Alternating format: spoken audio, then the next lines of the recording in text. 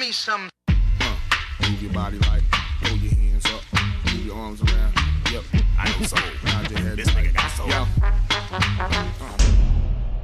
I'm Dorsey Pruder. I'm the CEO and founder of the Conscious Co-Parenting Institute, and I'm in the Netherlands talking about family reunification and creating conscious co-parents. So working with families wherever they are in the divorcing process and really teaching parents how to have a child-centered divorce versus a child-in-the-middle divorce. Okay, yeah, children are often forgotten. Yes. Because of all the stress of the parents and all the conflict that's going on. Yeah, very sad to see, eh? Yes. What's really shocking is to be at a professional conference and to listen to a lot of people talking about a lot of things that seem to be overcomplicating something that's actually quite simple. And the simplicity of it is that children love both parents, whether they're married or not, whether their parents are great parents or terrible parents. It actually doesn't even matter. Kids come into the world in unconditional love. It's actually the purest form of unconditional love, and they love their parents no matter what. And oftentimes, most of the time, children will ally with an unhealthy parent before they ally with a healthy parent, because they know that the healthy parent is the one who can lead their family out of delusion and trauma. So they ally with unhealthy parents because they worry about that parent. So they start parenting up versus having the parent down. And children are always trying to get their parents to love them. Even in their protest behavior, when they're misbehaving and all of those things, there's no such thing as bad kids, only bad behavior sometimes, and really bad parenting, which is also an action. So my role in all of this is to really teach parents how to be the best parents that they can be, and to learn the skills that they need to keep their child or their children out of the middle of their interspousal or divorce conflict. Okay, so the whole parental alienation is not really coming from the children. No.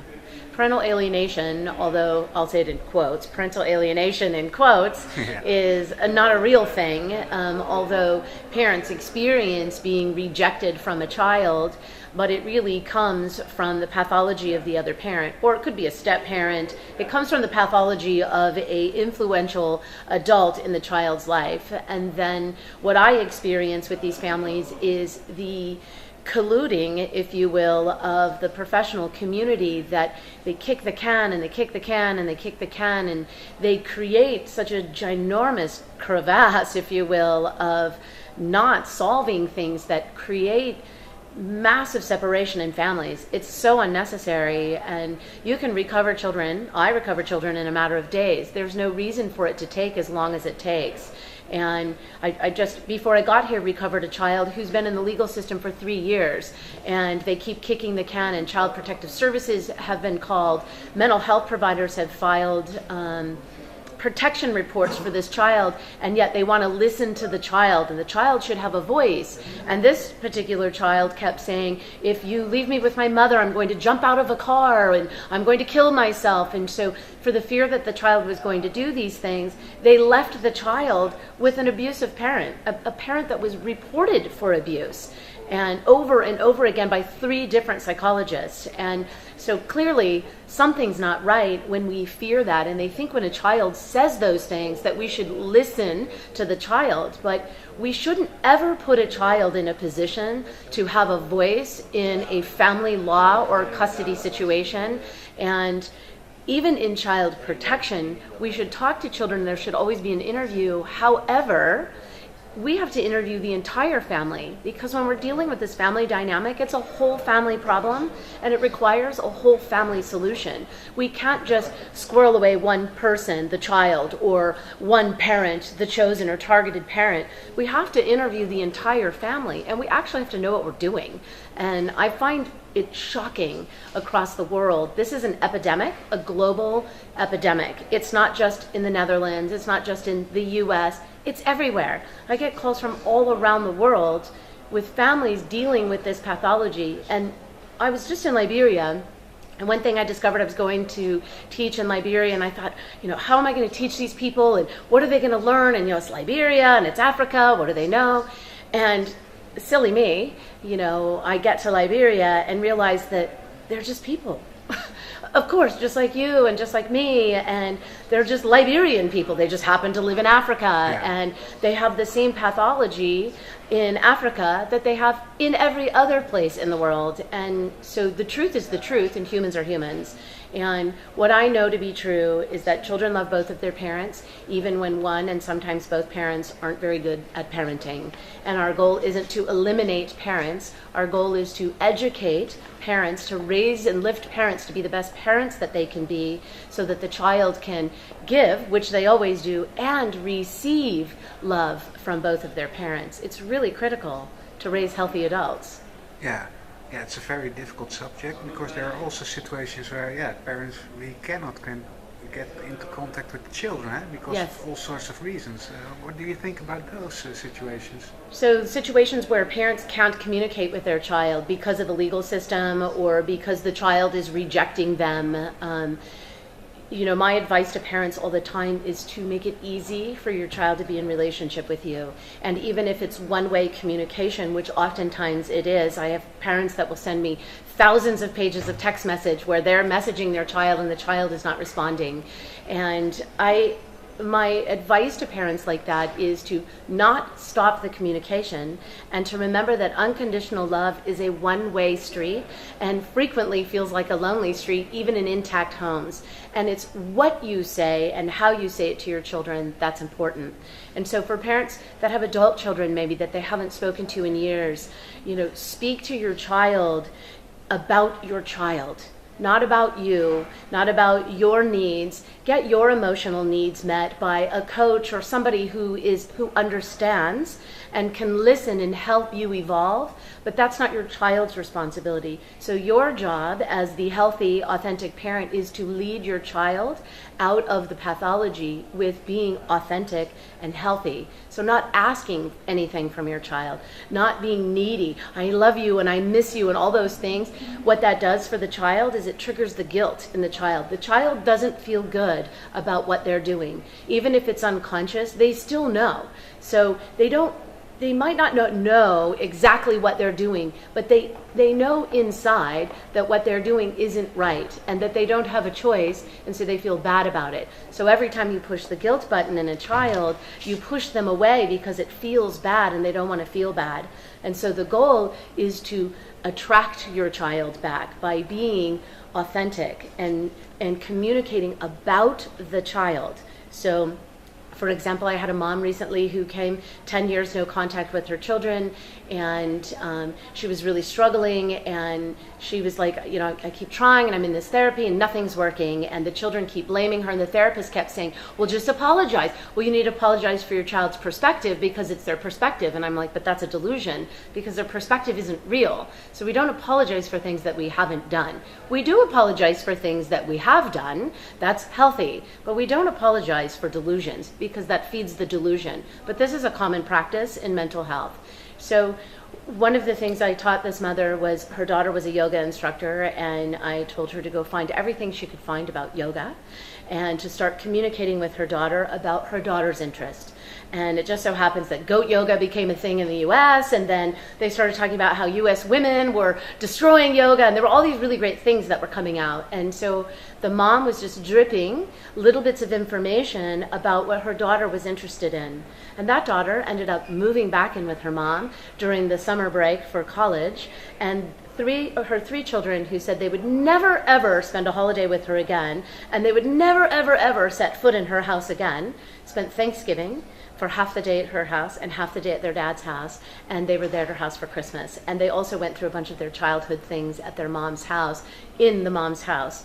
So it's never too late, and it's easy. There are simple, easy ways to communicate with kids, even adult children, about them, to make it easy for them to fold back in. It's really important that you speak to them about them and not your needs. You meet their needs. And that's what causes children to fold back into relationship with their beloved parents.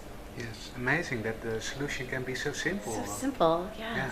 The solution is so simple. It really is simple. Yeah, people are making a big problem out of it. That's just like the professor said, empathy and sympathy and... Yes, empathy.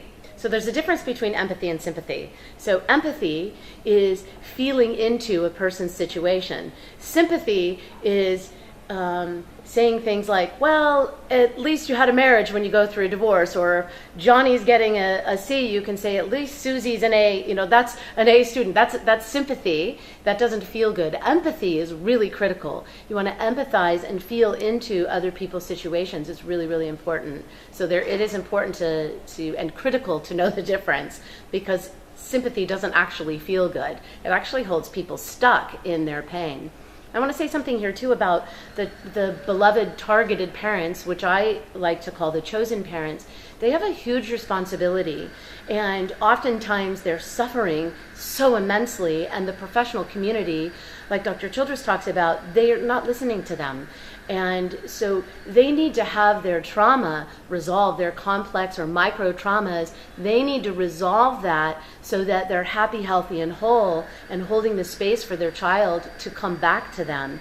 And oftentimes people don't recognize that, so they continue to cause suffering. And so as a coach and as somebody who is a parent and also as a child of this, I really focus on building the container and filling the cup with unconditional love for the beloved chosen parent, and helping them see how powerful their role is, and teaching them that they can't serve from their empty cup. They have to fill up their cup so that it's spilling in, and they serve from their saucer. So when they're serving from their saucer, they're not depleting themselves. They're actually giving from a place of abundance. And you have to get them there. And you have to teach them. That's what we do. We teach them how to get into that space so that they're serving from the saucer and not from the cup. They're not depleting themselves. We're empowering them. They see how powerful they are. And they are the chosen parent. And what I mean by that is they're the healthier parent. They're the ones that the child sees as the one that can lead their family out of the trauma. And they have a tremendous responsibility. They have a responsibility, or a gift, if they so choose to frame it like that, to lead their child and teach their child something new, and their child gets to lead both sides of their family out of the trauma. And the truth is that's what the child's role is, and they know it, most likely unconsciously, and some of the kids I work with actually know it consciously, but they have two sides of their family, and just like all of us. And so we have to teach whoever's in our room in front of us leadership and responsibility, and empower them so that they can lead their family out of the trauma, out of the darkness, and back into the light. Yeah, so just by being positive you can achieve a lot. Yeah. Amazing. It's positive and really focusing on that other person. And, an empathetic response is really to just hold that space for that other person and leading them and believing in them. One of the most powerful things I think that Dr. Childress pointed out to me when he's observed me facilitating a workshop is my belief in the family's ability to learn the skills and implement them and to do it. I believe in them. I truly believe in them. I know that they can do it. And that belief in somebody else and their ability to achieve something is really powerful. They start to mirror that. Their mirroring neurons pick it up, and they start to believe. You see them in a different light. And when the kids come in, kids have come into my workshop with armed officers and bulletproof vests, and they've been kicked out of the school system. And I received a court order in the mail with a Post-it note on it from the judge that said, "The buck stops here. This is the last stop for this kid. He's been kicked out of the school. By the administration, believed he was the next school shooter." And he told me, "I'm an anarchist," and he just got a fresh tattoo, and he told me what a terrible person he was. And I didn't believe that. I believed what a great person he was. And he actually went back to school, graduated with his class, has a relationship with both of his parents. He got his driver's license. He was almost 18 years old when he was ordered into my program. So if that kid can do it, anybody can do it. And he's a sweetheart. He's a really good kid. And now he has a job, and he's going to community college. Wow, that's amazing. Yeah. So he was almost role-playing the bad kid. Yes.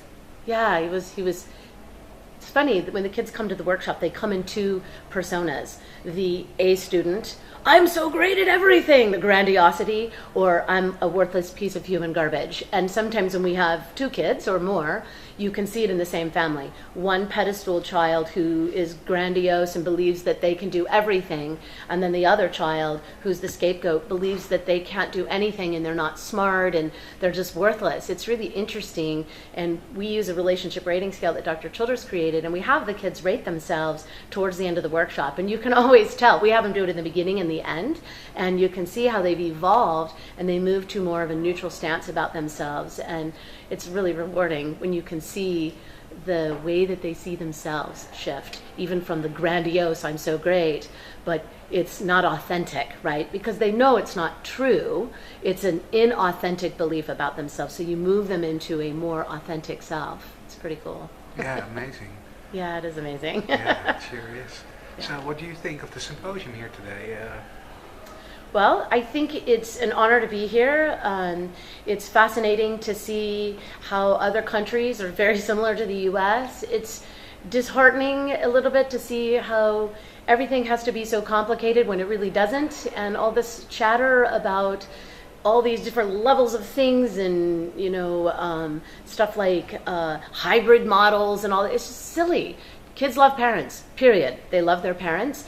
And it's our role. We have an obligation, ethical obligation, a moral obligation, and a professional obligation to raise healthy parents so they can raise healthy children, and to stop eliminating people and integrating. And we have an obligation to stop kicking the can and to actually solve it. And when there's a solution, we have an obligation as a community of humans to implement it as quickly as possible, as far and wide as we possibly can. It's just ridiculous that we keep having the same conversation